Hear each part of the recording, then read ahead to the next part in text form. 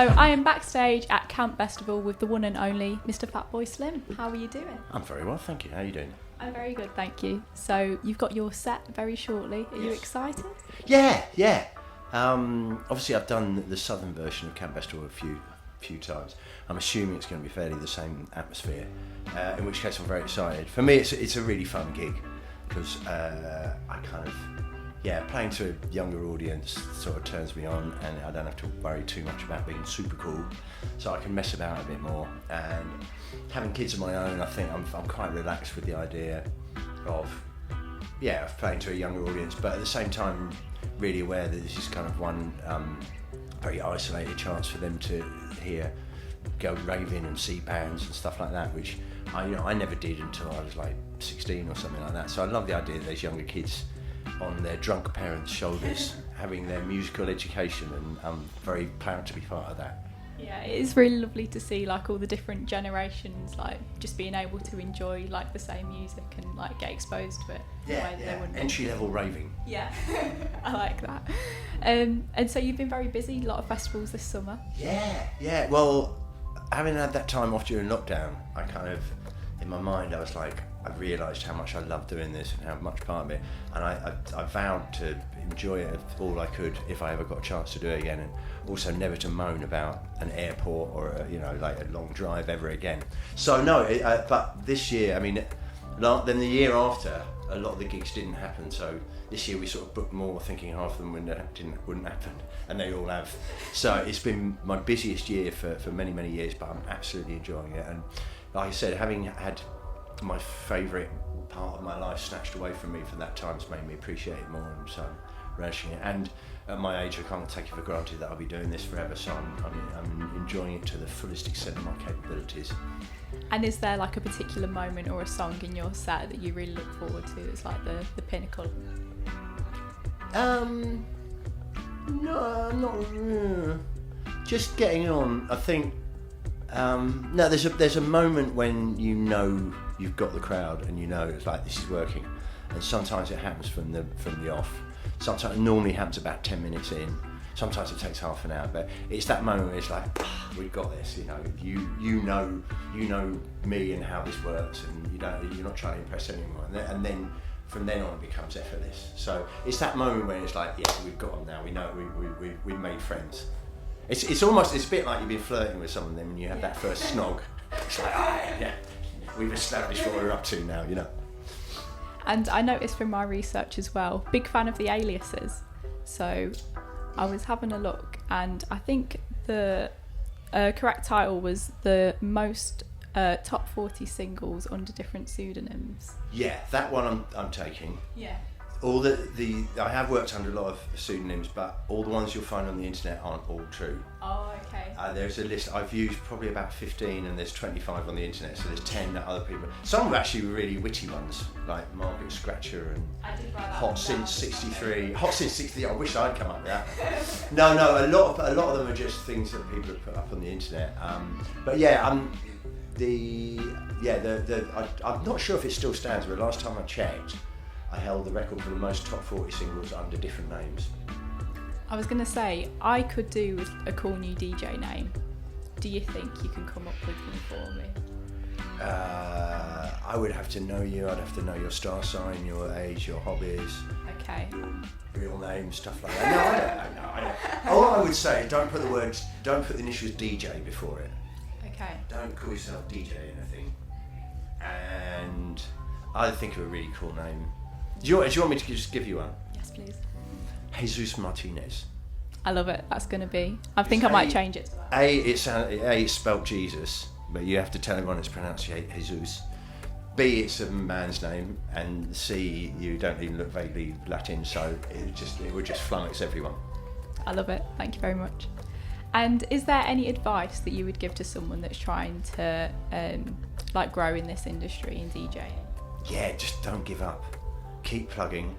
I mean, I don't know, the music industry works so differently now to when I was starting out. So with the internet and the way social media works, I couldn't give you any actual technical points of what to do. But all I'd say is just don't give up. Don't do what everybody else does. Have fun. and then eventually at some point you will do it, and it's just when you crack it, it's the best job in the world. So but you just have to take a few knocks on the way. And what things have you got planned for the rest of the year?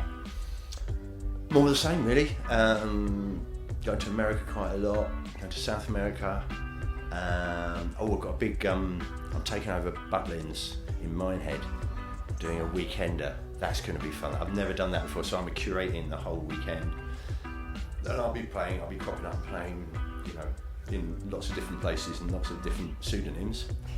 That's probably the most exciting thing that's happening in the latter part of the year. I've got a little bit of a quick fire round for you as well. What's your favourite song of the year so far? Drunk by the Cube Guys. Where is the strangest place you've heard your own music? On EastEnders. What is your karaoke tune? Hey, did you happen to see the most beautiful girl in the world? And if you did, was she crying? Are there any smaller acts that you want to give a shout out to? Oh, my mind always goes blank when...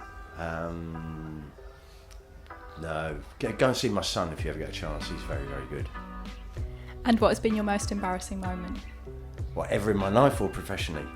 I think if we narrow it down to professionally, going on at a gay club. There's a place called Fire Island in upstate New York, which is just a completely gay island, and the disco, the club there was really famous because it was like where all the new tunes were broken in the late 70s and 80s, and I was invited to play there, and it was a big honour for me to be, as a straight guy, to be invited to play there. And my big tune at that moment, which I started with, I hadn't really thought about it, I just played it, and it was called Getting Next to the Opposite Sex. And I played it to a gay crowd. It's like, getting next to the opposite sex, and oh no. I really honestly could have died at that point. What is a song that you wish you had written? I wish I had written Born Slippy. And what has been your most memorable fan experience? What, of me being a fan or of fans of mine? A fan of yours. Most memorable?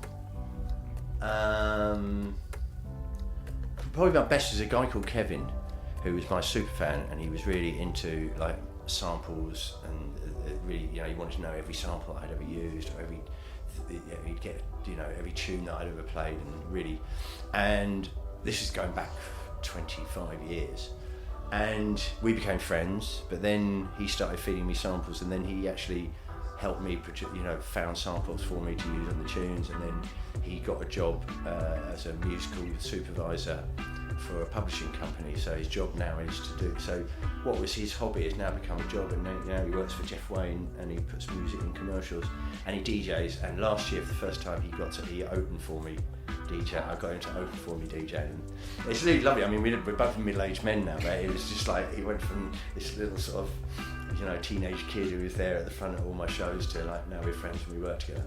That's a beautiful thing, man. Beautiful. And what is something you still want to achieve in your career? I still really like to do a film soundtrack.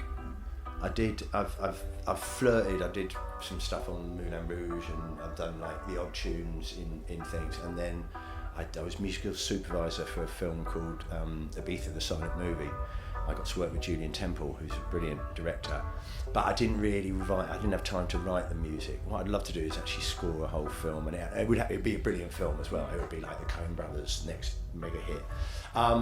That's the only thing I think that I really want to do.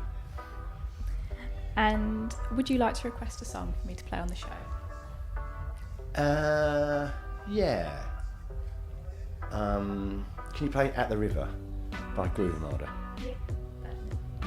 And what are the best and worst parts about being a musician?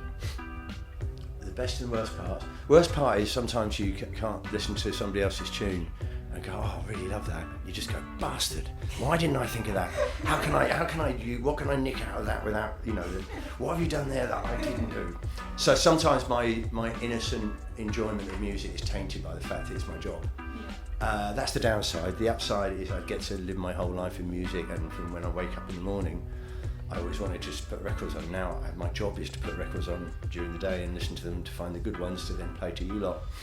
And just to have my hobby is my career, is my life, is the reason why I get to travel the world and do all these things. So that's a beautiful thing. And finally, what do you order from Greg's?